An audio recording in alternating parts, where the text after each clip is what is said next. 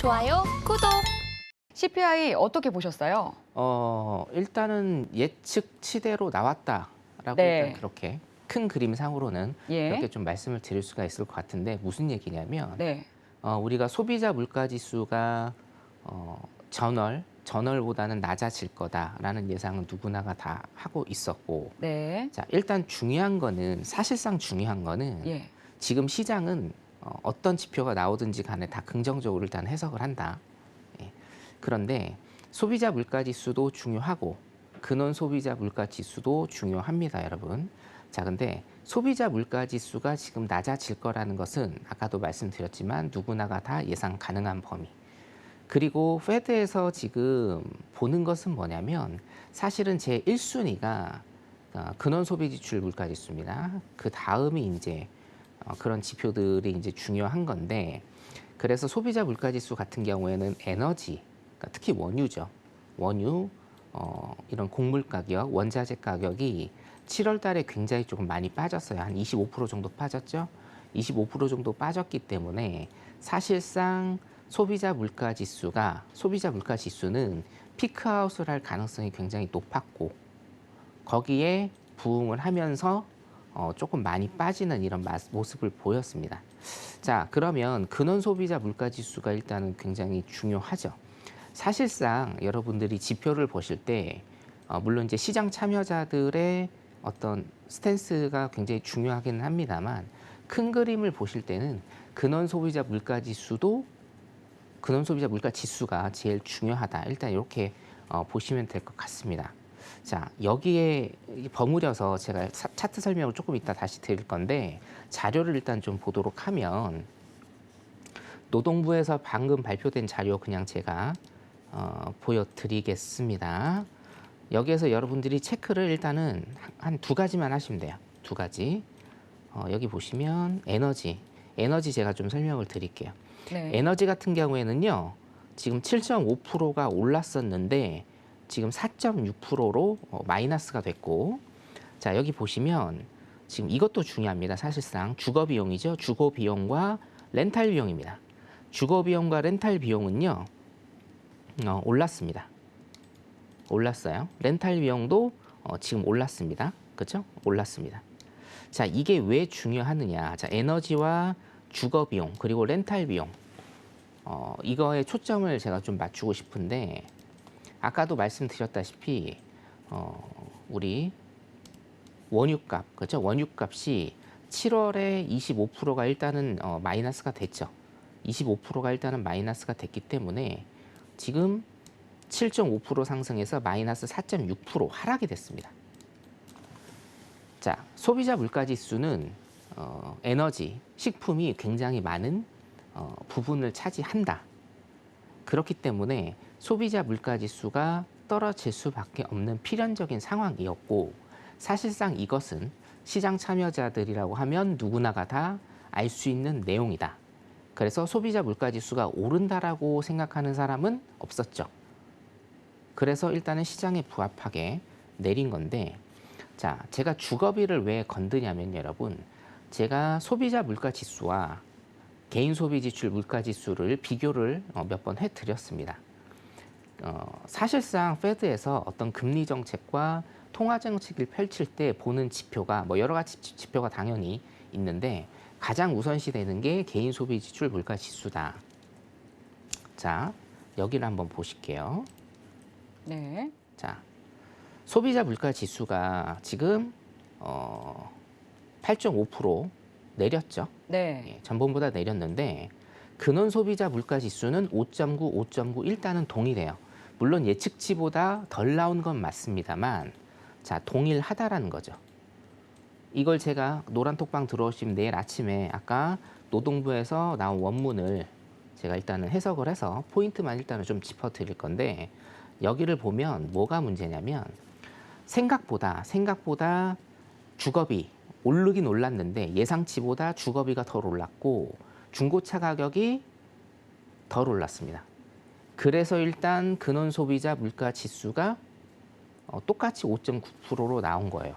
자, 이게 핵심을 여러분들 잘 아셔야 되는데, 자, 이거를 매파적인 시각에서 일단은 본다라고 하면 여러분, 소비자 물가 지수는 에너지 때문에 내렸습니다. 그렇죠? 원유 가격 때문에 소비자 물가 지수는 내렸어요. 자, 그런데 페드에서 정말 중요하게 금리 정책으로서 컨트롤할 수 있는 부분은 소비자 물가 지수가 아니고 근원 소비자 물가 지수죠. 왜냐? 에너지는 페드에서 건드릴 수가 없기 때문에. 그래서 근원 소비자 물가 지수의 향방을 굉장히 중요시 여기는 어떤 뭐 저도 마찬가지고요. 방송들을 굉장히 많이 보셨을 거예요, 이번 주에. 자, 근데 근원 소비자 물가 지수가 일단은 오르지는 않았지만 5.9%로 동일하게 나왔다는 거예요. 자, 무슨 얘기냐면 에너지를 제외하고는 내리지 않았다는 겁니다. 결론적으로. 그러네요. 그렇죠? 에너지를 제외하고는 내리지 않았어요. 주거비와 아까 말씀드린 중고차 가격이 예상대로 오르지 않고 소폭 올랐다는 겁니다. 그래서 5.9%예요. 자, 그러면 일단 이거를 기본적으로 본다라고 하면 자, 시장은 어차피 오를 겁니다. 왜요? 소비자 물가 지수가 일단은 내렸기 때문에 뭐 이것도 물가지 않습니까? 물가가 내렸기 때문에 거기에 반색을 해서 오를 겁니다. 자, 근데 우리가 페드의 금리 정책을 일단은 생각을 해볼 때 굉장히 어떤 물살에 휩쓸려 가시면 안 돼요. 중심을 일단 잡으셔야 되는 게 뭐냐면 근원자가 굉장히 중요하다라는 거예요. 근원 소비 물가 지수가 지금 내리지 않았다라는 겁니다. 무슨 얘기냐면 페드가 공격적으로 금리 인상을 하면서 잡으려고 했던 그 포인트들이 내리지 않았다라는 거예요. 자, 그러면 8월입니다. 8월 말에 페드가 1순위로 생각하는 개인 소비 지출이 발표가 될 것인데, 자, 소비자 물가 지수는 에너지를 굉장히 크게 생각을 하고 개인 소비 지출 같은 경우에는 어떻습니까? 에너지를 크게 생각 안 하고 주거비와 렌탈비를 굉장히 크게 생각합니다. 그렇죠? 제가 CPI하고 PC 비교를 한 두어 번 정도 여러분들한테 설명을 드렸죠. 자, 다시 소비자 물가 지수는 에너지원을 굉장히 에너지원에 대한 어떤 부분을 굉장히 많이 차지하게끔 하고요. 개인 소비 지출 같은 경우에는 주거비, 렌탈비에 관한 부분이 굉장히 큽니다. 자, 근데 여기에서 보시다시피 개인 소비 지출 PC 같은 경우에는 에너지를 적게 보기 때문에 오히려 8월 말에 발표되는 개인 소비 지출 물가 지수 같은 경우에는요, 오를 수가 있다는 얘기예요. 오를 수가. 이해되시죠? 그리고 페드는 금리를 언제 올립니까? 9월에 올립니다. 9월에. 8월에는 FOMC가 없습니다. 자, 기본적으로 일단은 보세요. 시장 참여자들이 일단은 반색을 하는 거는 맞아요, 지금. 그렇죠? 왜냐? 물가가 일단은 잡히는 것처럼 보이기 때문에. 에너지가 잡히면 일단은 물가가 다운되는 건 맞는데 근본적인 것은 해결이 안 됐다 이겁니다. 사실은 이게 근원 소비자 물가 지수가 지금 5.9%가 나왔는데 근원 소비자 물가 지수도 0.1%라도 좀 마이너스가 됐으면 시장은 더 큰 반색을 하고 굉장히 긍정적으로 봤을 겁니다. 근데 근원 소비자 물가 지수가 그대로다. 페드가 공격적으로 계속적으로 금리 정책을 쓰고 있는데 이게 보다 그대로다라는 겁니다. 자, 잠깐 차트를 좀 보도록 하겠습니다. 네. 자, 그래서 나스닥 같은 경우는 제가 선을 좀 그어 드렸는데요. 자, 요약을 하자면 제일 중요한 선은 13,550 라인이다. 매물대가 굉장히 많이 쌓여 있는 13,550 라인이고 이 라인을 뚫고 지지받지 않는 이상은 일단은 제가 여러분들한테 계속적으로 말씀드리는 시황은 변치 않는다라는 겁니다. 지금 소비자 물가 지수도 제가 보기에는 물론 시장은 긍정적으로 반응을 하고 있습니다만 보세요. 뉴욕장이 시작했는데 지금 어떻습니까? 떨어졌어요, 여러분. 뉴욕장 시작했는데 지금 떨어지고 있습니다. 그죠?